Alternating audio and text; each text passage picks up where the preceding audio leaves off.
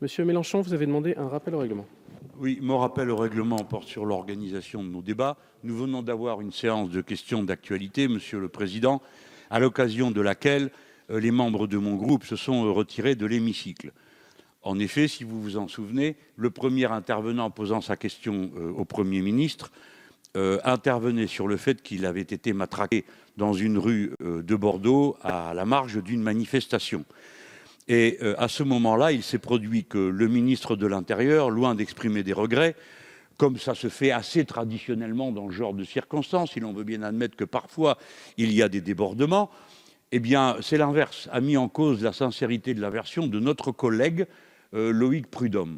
Et il l'a fait dans des termes qui ne peuvent pas être acceptés dans un hémicycle parlementaire. Un ministre n'a pas à traiter de menteur à un député. C'est une chose qui dévalorise l'institution et les relations qui doivent être les nôtres. J'ajoute qu'il a été ressenti comme extrêmement choquant que nombre de nos collègues se soient levés pour applaudir de tels propos. C'est absolument incroyable. Est-ce que maintenant, collègues, vous vous attendez, lorsque vous solliciterez, comme c'est bien normal, notre solidarité à l'occasion de telle ou telle agression ou mauvais coup qui vous arrive, que nous vous répondions, eh bien nous verrons, car nous avons d'autres versions. Non, ce n'est pas acceptable. Je termine en vous disant seulement ceci. Le ministre de l'Intérieur a une responsabilité particulière, peut-être plus grande que celle d'autres ministres, qui est de faire preuve de la maîtrise de la force dont il a le commandement. Il a adressé tout à l'heure un message d'une extrême violence. Il tombe fort mal dans le contexte dans lequel nous sommes.